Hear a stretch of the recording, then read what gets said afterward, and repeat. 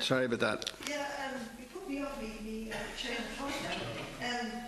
No, I want to completely back up what Deputy Clare Daly has said and to emphasise that, you see, Minister, I think there's a contradiction, and let's look at it this way.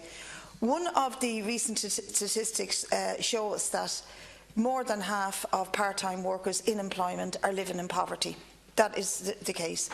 And part of the reason for that is low pay, but it is also precarious hours and part-time work itself.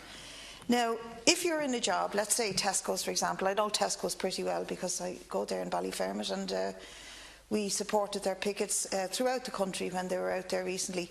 And the extra hours come on board for whatever reason. There's a busy period, the World Cup is on or something.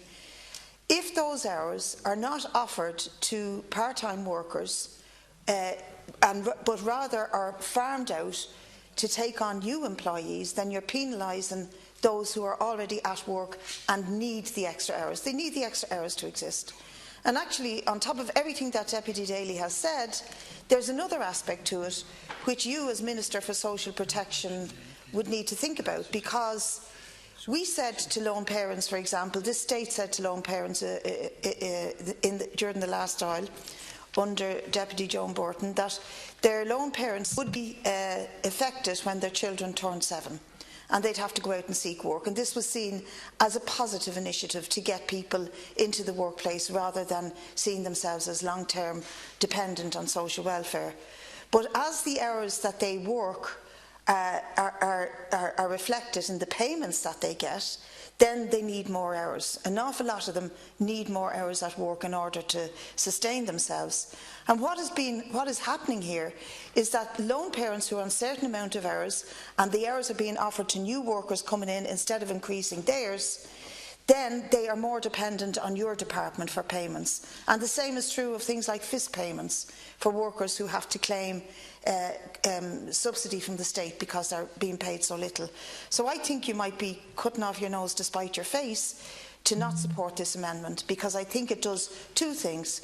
It protects workers, it undermines the ability and often the willingness and the implementation of penalties that employers put on workers whose face doesn't fit, or who are too bold because they've joined a union or they've taken action or they spoke up for themselves. That can be used to penalise them. And we've all seen it in our jobs, how employers can, unless you're in a good unionised job, employers can overlook offering extra hours to the people who should be next in line for it. And I think this is a protection for employers. Now, you think it's a bit hard on, or for employees, you think it's a bit hard on the employers, and I'm sure that's why IBEC probably lobbied you to say get rid of that clause. That's not going to do us any favours. We want to be much more flexible. And obviously you will comment on my accusation that you were lobbied by IBEC for it. But I think that this little amendment actually goes to the heart, or should go to the heart and the spirit of what this bill is about. And if you remove it, you really tear the guts out of the essence of the bill. And therefore I am pleading with you not to remove it, or indeed I'm pleading with the rest of the deputies to vote for this amendment to retain it. Thank you, Deputy.